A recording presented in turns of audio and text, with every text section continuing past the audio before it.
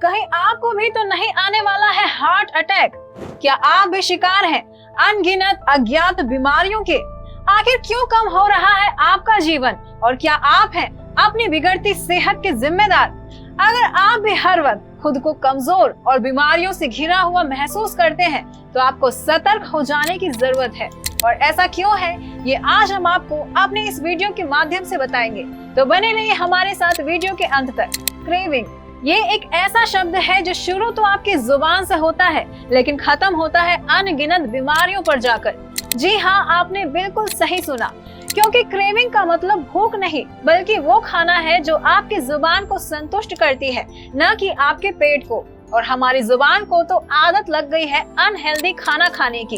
लेकिन दोस्तों, कुछ भी खाने से पहले हम ये भूल जाते हैं कि वो खाना सिर्फ हमारे पेट में नहीं जा रहा है बल्कि उसका असर हमारे पूरे शरीर में होता है।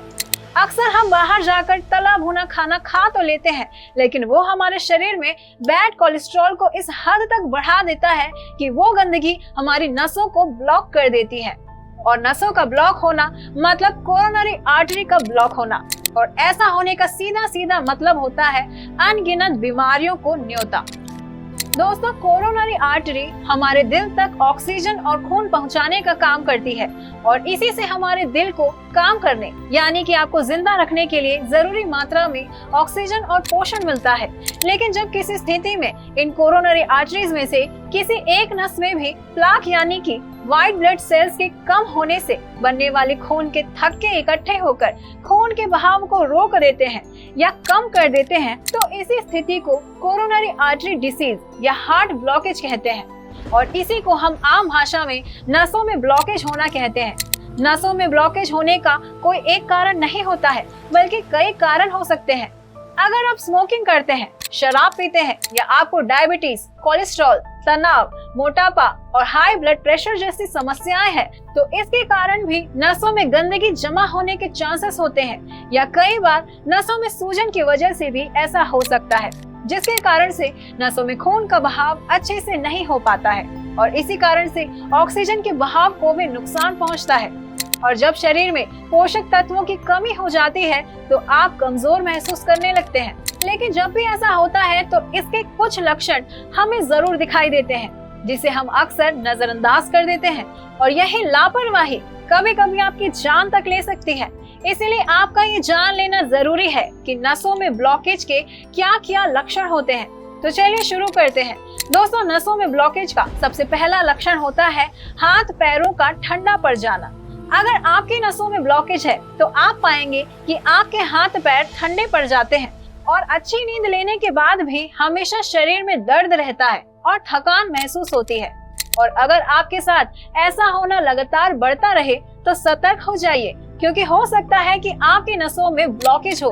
साथ ही अगर आपको सांस लेने में तकलीफ हो रही है और सीने में दर्द रहता है, खास करके सांस लेने के समय, तो ऐसे में आपको लापरवाही नहीं करनी चाहिए, क्योंकि ऐसा अक्सर तब होता है जब आपके शरीर में बैड कोलेस्ट्रॉल बढ़ जाता है यानी कि नसों में गंदगी जमा हो जाती है जो आपके शरीर को ठीक से काम करने से रोकती है। साथ ही अगर आपके पेट के निचले हिस्से में दर्द रहता है तो ये भी नसों में ब्लॉकेज का एक लक्षण है।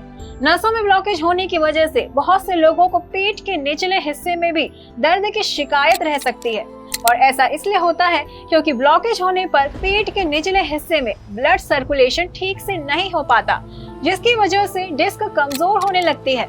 तो वहीं कई बार शरीर का निचला हिस्सा सूजन की वजह से फूलने भी लगता है। इसलिए जब भी आपको इस तरह के लक्षण दिखाई दे तो इन्हें गंभीरता से लेना ही सही फैसला होगा, क्योंकि आजकल लगातार बढ़ रहे कार्डियक अरेस्ट का एकमात्र कारण नसों में होने वाली ब्लॉकेज ही है। इसी तरह जब ये ब्लॉकेज हमारे दिमाग में हो जाती है तो इसे स्ट्रोक का नाम दे दिया जाता है। वहीं अगर ये ब्लॉकेज हमारे लंग्स में हो जाए तो हम इसे पल्मोनरी एम्बोलिज्म कहते हैं। लेकिन यकीन मानिए ये सब एक ही बीमारी का हिस्सा है, बस फर्क सिर्फ इतना है कि विज्ञान में इन्हें अलग अलग नाम दे दिए गए हैं। दोस्तों, आज जिस तरह की लाइफस्टाइल हम जी रहे हैं या जिस तरह का खाना हम खा रहे हैं, इसकी वजह से इस तरह की ब्लॉकेज होना बहुत आम सी बात हो गई है। हो सकता है आप इसे होने से न रोक पाए, लेकिन आप ये कोशिश तो कर ही सकते हैं कि आपकी नसें लगातार साफ भी होती रहे और ऐसा करने के लिए आपको हर बार डॉक्टर के पास जाने की जरूरत नहीं है, क्योंकि आज हम आपको कुछ ऐसे घरेलू नुस्खे बताने जा रहे हैं जिनके इस्तेमाल से आप अपनी ब्लॉक नसों को आसानी से खोल पाएंगे। तो चलिए सबसे पहले एक ऐसे ड्रिंक के बारे में बताते हैं जिसकी मदद से आप अपनी आर्टरीज को अनलॉक कर पाएंगे।